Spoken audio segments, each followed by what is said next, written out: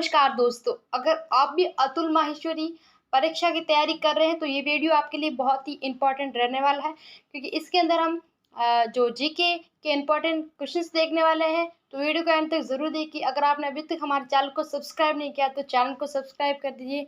चलिए friends, video को शुरू करते हैं। हमारा पहला प्रश्न है, फायान भारतीय यात्रा के बाद किस देश गया था? जो फायान आया था भारत के अंदर, वो भारत की यात्रा के बाद किस देश गया था? श्रीलंका, जावा, मलाया, सुमात्रा। तो इसका राइट आंसर हो जाएगा श्रीलंका, यानी कि वो भारत के बाद कहाँ गया था? श्रीलंका गया था फायान। ठीक है, नेक्स्ट है हमारा, किस काल में भूमि अनुदान प्रक्रिया तीव्र हो गई? सातवाहन, गुप्तोत्तर, गुप्त काल या मौर्य काल? तो इसका राइट आंसर हो जाएगा जो गुप्तोत्तर काल है, वहाँ उस समय भूमि जो अनुदान की जो प्रक्रिया है वो क्या तीव्र हो गई थी। फिर है नेक्स्ट है, गुप्त काल का सबसे बड़ा उद्योग कौन सा था? धातु, वस्त्र, शिल्प या मिट्टी के बर्तनों का उल्लेख? तो इसका राइट आंसर हो जाएगा शिल्प उद्योग था, जो गुप्त काल के अंदर सबसे बड़ा उद्योग था। नेक्स्ट है, गुप्त काल में शैव धर्म के कौन से संप्रदाय का सर्वाधिक विकास हुआ था? मतलब गुप्त काल में शैव धर्म के कौन से संप्रदाय का जो शैव धर्म था, जो भगवान शिव की पूजा करते हैं, उनमें से किस जो संप्रदाय का सर्वाधिक विकास हुआ? कालापिक, कालामुख, पाशुपति या वीरशैव? तो इसका राइट आंसर हो जाएगा पाशुपत। कौन सा? पाशुपत संप्रदाय। नेक्स्ट है, हुणों के आक्रमण को असफल किया गया था? चंद्रगुप्त द्वितीय, कुमारगुप्त प्रथम, स्कंदगुप्त या गुरुगुप्त, पुरुगुप्त? तो इसका राइट आंसर हो जाएगा जो स्कंदगुप्त था, उसने हुणों के आक्रमण को क्या किया था? असफल किया था। उल्लेखनीय शासकों के आधार पर निम्न में से किसे गुप्तों का आदि पुरुष माना जाता है? स्कंदगुप्त, कुमारगुप्त प्रथम, श्रीगुप्त या समुद्रगुप्त? तो इसका राइट आंसर हो जाएगा श्रीगुप्त को अभिलेख शासक के आधार पर गुप्तों का आदि पुरुष माना जाता है। निम्न में से किस वंश में एक शासक के दो नाम रखने की प्रथा थी? कुषाण वंश, गुप्त वंश, मौर्य वंश या वृद्धन वंश? तो इसका राइट आंसर हो जाएगा गुप्त वंश। गुप्त वंश थे ना, उसके अंदर शासकों के दो नाम रखे जाते थे। ठीक है, नेक्स्ट है हमारा, देवगढ़ झांसी उत्तर प्रदेश स्थित गुप्तकालिक दशावतार मंदिर निम्न में से किस धर्म से संबंधित है?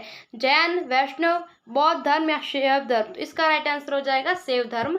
जो देवगढ़ झांसी में जो गुप्तकालीन दशावतार जो मंदिर है वो शैव धर्म से संबंधित है। नेक्स्ट है, गुप्तकाल में ग्राम पंचायत के अध्यक्ष को क्या कहा जाता था? ग्रामिक, ग्रामणी, महत्तर, ग्रामपति या कुटुमिन? तो इसका राइट आंसर जो महत्तर ग्रामपति था, उसे जो ग्राम पंचायत का अध्यक्ष को ग्रामपति, ये महत्तर या ग्रामपति कहा जाता था। निम्न में से कौन हुण शासक सर्वप्रथम मध्यवर्ती भागों में प्रविष्ट हुआ? मिहिर भोज, मिहिर कुल, तारमोन या इनमें से कोई नहीं? तो इसका राइट आंसर हो जाएगा तो तोरमेन है वो हुण शासकों में सर्वप्रथम था। नेक्स्ट है हमारा, निम्न में से किन शासकों ने सोने के सर्वाधिक सिक्के जारी किए थे? सोने के सिक्के की गुप्त, मौर्य शासकों, शुंग शासकों ने या वर्धन शासकों ने? तो इसका राइट आंसर हो जाएगा जो सोने के सिक्के हैं वो गुप्त शासकों ने जारी किए थे। नेक्स्ट है हमारा, संस्कृत नाटकों में सामान्य पात्र विदूषक प्राय किस वर्ण का होता था? ब्राह्मण, क्षत्रिय, वैश्य या शूद्र? तो इसका राइट आंसर हो जाएगा ब्राह्मण। जो संस्कृत नाटक में सामान्य पात्र विदूषक का वर्ण कैसा होता है? ब्राह्मण वंश का होता था। नेक्स्ट है, नीचे प्रस्तुत चार राजवंशों में से किसे शीशे के सिक्के चलाए थे? मौर्य, सातवाहन, पश्चिम षष्ठी या गुप्त? तो इसका राजन जो सातवाहन राजा थे उन्होंने शीशे के सिक्के चलाए थे। किसके? शीशे के। निम्न है, गुप्त काल का कौन सा मंदिर विष्णु से संबंधित नहीं है? उदयगिरी गुफा मंदिर, देवगढ़ मंदिर, नचना कुठारा मंदिर या तिगवा मंदिर? तो इसका राइट आंसर हो जाएगा जो नचना कुठारा का मंदिर है वो विष्णु से संबंधित नहीं है। नेक्स्ट है, गुप्तकालीन अभिलेखों में निम्नलिखित में से किसी राजा का तीसरा नेत्र यानी त्रिमेव चक्षु कहा गया है? महादंडनायक, मंत्रीन, संधि विधायक या खाद्यान्न पाकिक? तो इसका राइट आंसर हो जाएगा मंत्रीन को गुप्तकालीन अभिलेखों में राजा का तीसरा नेत्र कहा जाता था। निम्नलिखित में से किसने न्यूटन से पूर्व ये बता दिया था कि सभी वस्तुएं पृथ्वी की ओर गुरुत्वाकर्षित होती है? आर्यभट्ट, वीरामहिर, बुद्धगुप्त या ब्रह्मगुप्त, इसका राइट आंसर हो जाएगा ब्रह्मगुप्त ने न्यूटन से पहले ही बता दिया था कि जो वस्तुएं हैं वह पृथ्वी की ओर क्या होती है, गुरुत्वाकर्षित होती है। नेक्स्ट है, सबसे प्राचीन लिपि कौन सी है, ब्राह्मी, सिंधी, खरोष्टी या प्राकृत। तो इसका राइट आंसर हो जाएगा जो ब्राह्मी लिपि है वह सबसे प्राचीन लिपि है। नेक्स्ट है, तीर्थ से क्या अभिप्राय है, पवित्र स्थान, न्यायालय, चंद्रगुप्त मौर्य के 18 प्रमुख प्रशासनिक अधिकारी, इनमें से कोई नहीं। तो इसका राइट आंसर हो तीर्थ। ये तो बहुत इजी सवाल है, पवित्र स्थान है। ठीक है, नेक्स्ट है हमारा चीनी यात्री फायान भारत किस उद्देश्य से आया था, फ्रांसीसियों से, भारतीयों से मिलने, चीनी दर्शन को प्रजित करने और चंद्रगुप्त द्वितीय से मिलने, क्या प्रमाणित बौद्ध ग्रंथों की एकत्रित करने। इसका राइट है प्रमाणित बौद्ध ग्रंथों को एकत्रित करने के लिए जो फायान भारत आया था। चंद्रमा पृथ्वी पर का चक्कर लगाता, ये बात सबसे पहले किसने बताई कि चंद्रमा है जो पृथ्वी का उपग्रह है वो पृथ्वी के चारों ओर क्या करता है, चक्कर लगाता है। ये बात सबसे पहले किसने बताई, वीरामहीर, आर्यभट्ट, चाणक्य या कौटिल्य। इसका राइट आंसर हो जाएगा आर्यभट्ट ने सर्वप्रथम यह बताया कि चंद्रमा है जो पृथ्वी के चारों ओर क्या चक्कर लगाता है। अजंता के अधिकतर चित्र किस काल के हैं, मौर्य, कुषाण, गुप्त या हूण। इसका राइट आंसर हो जाएगा अजंता के जो अधिकतर जो चित्र है वह किस गुप्त काल के चित्र है। नेक्स्ट है, गुप्त शासक बाल द्वितीय पर किस विदेशी शक्ति ने आक्रमण किया, शकों ने, हूणों ने, कुषाणों ने या चीनियों ने। तो इसका राइट आंसर हो जाएगा गुप्त शासक बालादित्य है उस पर कुषाणों ने क्या आक्रमण किया था। नालंदा विहार का खर्च निम्न में से किस प्रकार चल जाता है, भूमिदान, करादान, ग्रामदान या भिक्षावृत्ति। तो इसका राइट आंसर हो जाएगा भूमिदान के द्वारा नालंदा विहार जो था उसका खर्च चलाया जाता था।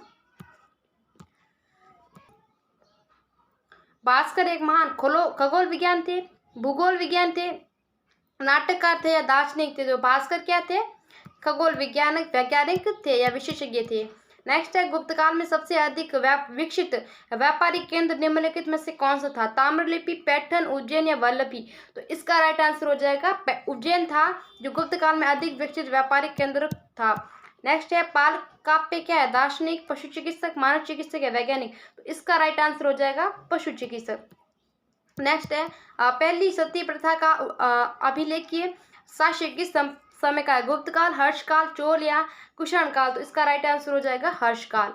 ठीक है, नेक्स्ट है हमारा थानेश्वर नामक स्थान वर्तमान में कहाँ स्थित है, पंजाब, हरियाणा, उत्तर प्रदेश या बिहार। तो थानेश्वर है वर्तमान के अंदर हरियाणा में स्थित है, कहाँ है, हरियाणा के अंदर। नेक्स्ट है, हर्ष द्वारा पुलकेशिन द्वितीय पर आक्रमण क्यों किया गया था, अपने अपमान का बदला लेने, दक्षिण भारत पर अधिकार करने या हैंसांग को पुलकेशिन से मुक्त कराने या उत्तर भारत पर अपना प्रभाव विस्तार। इसका राइट आंसर हो जाएगा हैंसांग को पुलकेशिन से मुक्त कराने। पश्चिम संसार का रिकॉर्ड कृति किसने लिखी थी, जो पश्चिमी संसार का जो रिकॉर्ड है वो जो कृति है वो किसने लिखी थी, फायान, एत्सिंग, हैंसांग या सुंगिंग। तो इसका राइट आंसर हो जाएगा हैंगसान ने लिखी थी।